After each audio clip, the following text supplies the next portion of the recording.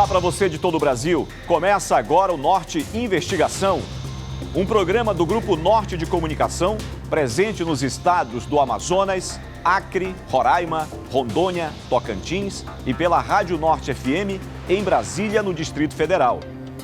Eu sou o jornalista Walter Frota e a partir de agora você me acompanha em mais uma reportagem investigativa. E no programa de hoje vamos falar sobre a Operação Prota da Polícia Penal Federal, a qual transferiu internos que cumpriam pena em regime fechado de unidades de segurança máxima do Brasil.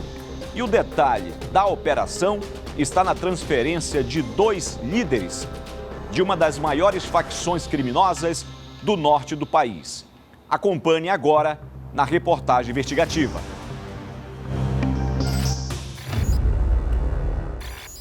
Um mundo paralelo onde o crime dita suas próprias leis. Dale.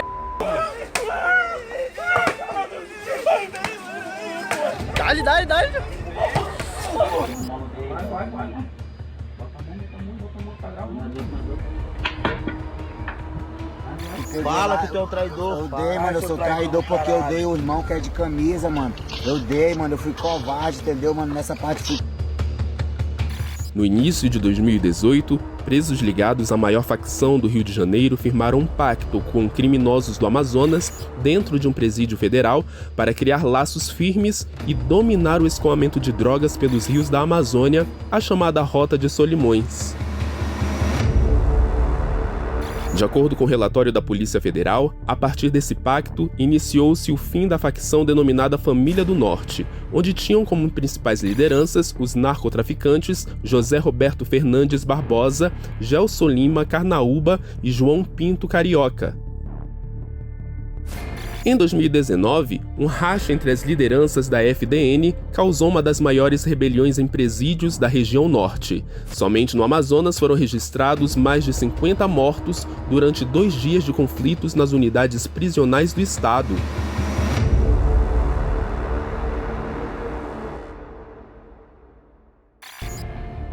Segundo esse relatório que o Núcleo de Investigação teve acesso, Gelson Carnaúba conheceu dentro do Sistema Penitenciário Federal Márcio dos Santos Nepomuceno, mais conhecido como Marcinho VP, que é um dos líderes de uma facção do Rio de Janeiro, onde se iniciou uma aliança entre ambos para controlar a chamada Rota dos Solimões, pela qual grande parte das drogas cruzam diariamente.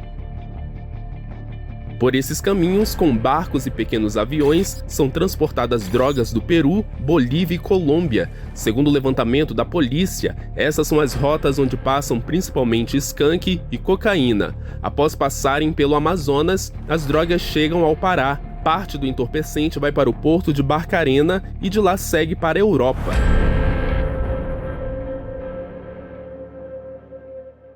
Como podemos ver na primeira parte da reportagem, o narcotráfico já gerou e continua gerando grandes prejuízos à sociedade brasileira. Você acompanhou comigo o estado caótico de pessoas que estão entregues às drogas. Pessoas que abriram mão de suas famílias e até de seus sonhos para se entregar ao vício. Vício esse que, na maioria dos casos, leva até a morte. Dependência química é um caso de saúde pública no Brasil. Algo muito sério que precisa ser falado. Famílias que perderam seus filhos, casais que se separam, crianças que ficam no meio de tudo isso. Agora eu quero deixar aqui um conselho, principalmente para você que é jovem. Não entre na vida do crime achando que é um sonho.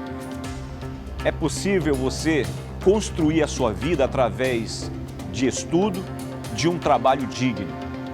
Os caminhos que aparecem diante de você como se fosse algo bom, algo legal, no fim das contas, pode te levar à morte, a um assassinato. Geralmente são enganosos aqueles que convidam o jovem, o adolescente, para entrar no mundo do crime, para trabalhar no tráfico de drogas. O mundo do crime, como nós falamos aqui, é um desses caminhos ilusório, um desses caminhos que prometem, no final do arco-íris, um pote de ouro. Mas, infelizmente, é a morte que está ali. O dinheiro não vai comprar a sua liberdade. É importante que se diga, principalmente para os jovens do nosso país, ficarem atentos. E você que é pai, você que é mãe, você que é responsável de um jovem, converse com esse jovem, converse com esse filho, porque infelizmente o que nós temos visto no nosso país é a crescente luta, guerra entre facções criminosas por domínios de territórios, por domínios de cidades que terminam sendo entregues ao narcotráfico. Para você de todo o Norte, envie suas denúncias para o Norte Investigação. Você que mora em Rondônia, nas cidades de Porto Velho, Candeias do Jamari, Ariquemes, Jaru, Ouro Preto do Oeste, Ji-Paraná, Cacoal e outras cidades, o nosso número DDD 92, telefone 99297 2401. No programa de hoje, nós estamos falando sobre a Operação Prota da Polícia Penal Federal, a qual transferiu presidiários das unidades de segurança máxima do Brasil. O detalhe da operação está na transferência de 2 líderes de uma das maiores facções criminosas da região norte do país. Para você que nos acompanha pelas redes sociais, portalnorte.com.br, também pela Rádio Norte FM em Brasília, no Distrito Federal. Você pode enviar sua sugestão de denúncia para o nosso número DDD 92, telefone 99297 2401. No programa de hoje, estamos falando sobre a Operação Prota da Polícia Penal Federal, onde foram transferidos vários prisioneiros de unidades de segurança máxima do Brasil, de um presídio para o outro. Segundo a Secretaria Nacional de Políticas Penitenciárias, essa transferência ocorreu para desarticular possíveis rebeliões, fugas e outras tentativas por parte dos criminosos. O detalhe da operação você acompanha agora na segunda parte da reportagem. Na última semana, o narcotraficante Gelson Carnaúba foi transferido do Presídio Federal de Campo Grande para o Presídio de Mossoró, no Rio Grande do Norte, juntamente com o narcotraficante Luiz Fernando da Costa, o Fernandinho Beiramar. A operação da Polícia Penal Federal movimentou 11 internos que cumprem pena no regime fechado, quase todos da cúpula da facção carioca. A Operação Prota, como foi batizada, reuniu 100 agentes penais federais para realizar a transferência dos internos. De acordo com a Polícia Penal, uma transferência desse nível custa aos cofres públicos em média R$250 mil. Segundo o diretor do Sistema Penitenciário Federal, é importante manter o rodízio de transferências para isolar os presos considerados líderes de facções criminosas. O Sistema Penitenciário Federal ele se mostra como uma poderosa e eficaz ferramenta de combate às organizações criminosas, cuja missão é o isolamento das lideranças criminosas, né? Então, para que a gente atinja essa missão, nós atuamos em vários eixos.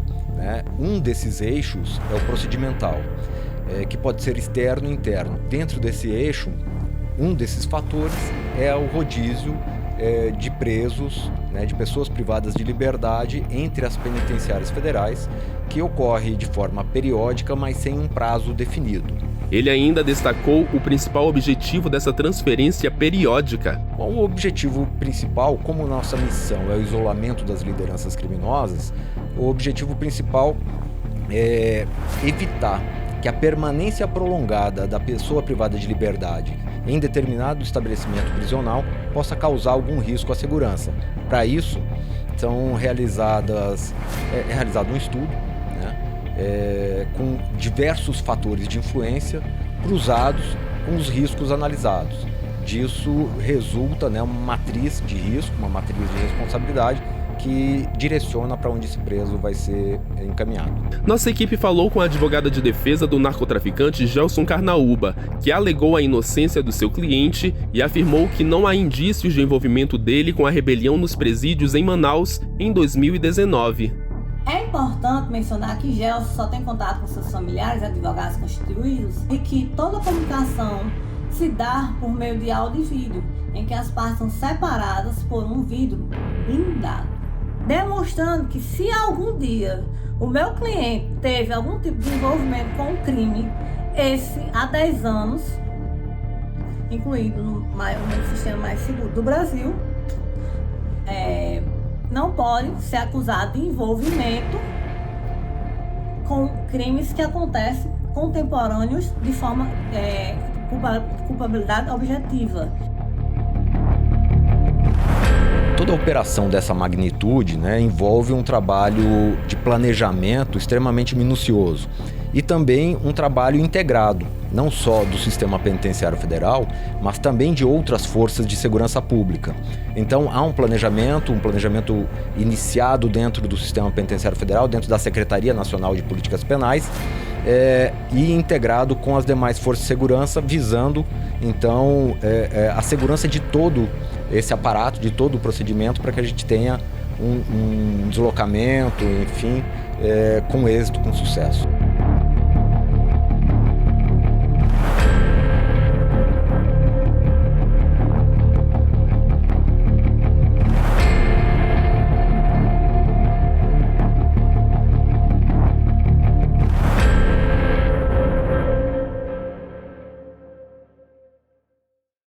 Nós acabamos de ver especialistas falando sobre o nível de periculosidade desses prisioneiros e a importância de mantê-los o mais isolado possível da sociedade. Foi preciso montar uma estratégia minuciosa para poder transferi-los de um presídio federal para outro. A Operação Prota, da Polícia Penal Federal, o valor estimado é de R$250 mil para essa transferência, somente para os recursos materiais utilizados na transferência, sem contar com o valor das diárias dos agentes federais. Cerca de 100 agentes participaram na operação. De acordo com a apuração feita pela produção do Núcleo de Investigação, um preso custa em média mais de R$ 3.700 por unidade federativa. Comparando ao salário mínimo brasileiro, por exemplo, que está fixado em R$ 1.412, ou seja, um detento custa aos cofres públicos brasileiros mais de 2 salários mínimos e meio. É por isso que eu peço a sua opinião, a sua participação. É justo? Nós temos hoje no nosso país brasileiros, pais de família, mães de família, que acordam cedo, que sustentam seus filhos, que voltam tarde de um dia de luta, cansados, para ganhar um salário mínimo. Enquanto um detento, a pessoa que cometeu um crime, tráfico de drogas, homicídios, latrocínio e outros crimes, recebem muito mais do que 2 salários mínimos. Não é justo. É o momento de pedir a sua opinião, a sua participação nas nossas redes sociais. Agora, você que me acompanha em todo o Brasil, em todo o Norte, vejam só quais são os principais destaques dessa semana ocorridos na região Norte e também no Distrito Federal.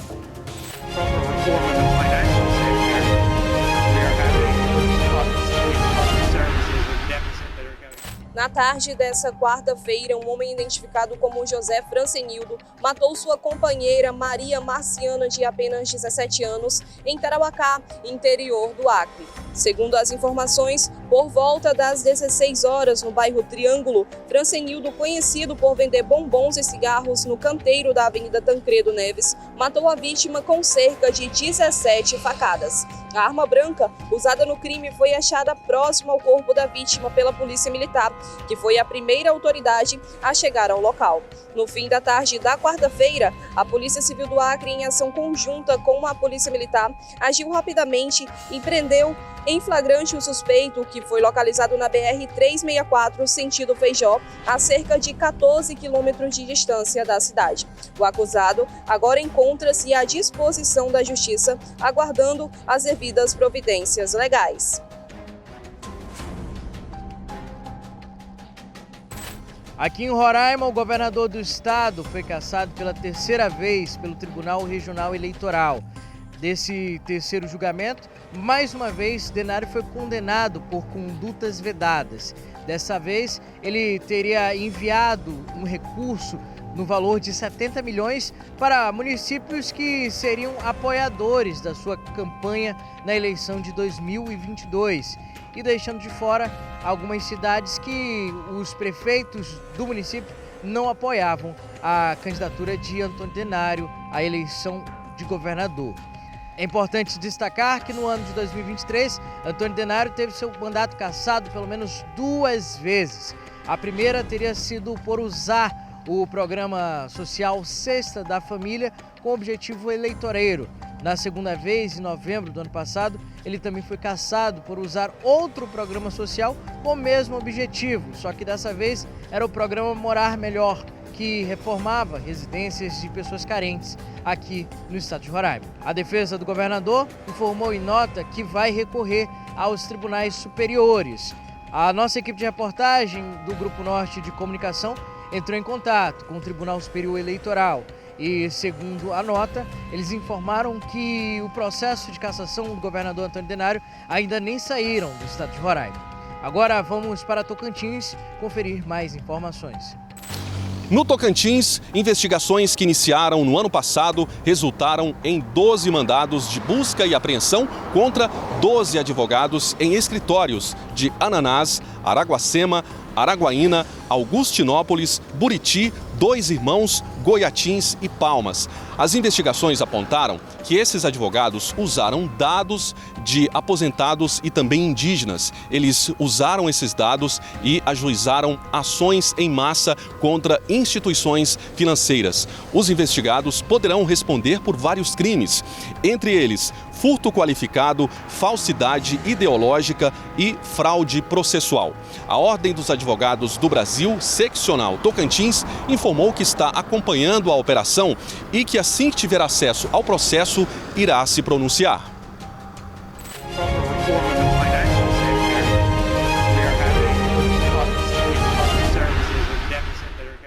Na próxima semana estaremos de volta. Sempre nos acompanhe pelas redes sociais, portalnorte.com.br e pela Rádio Norte FM em Brasília, no Distrito Federal. Para você de todo o Brasil, não esqueça, o Norte Investigação está de olho.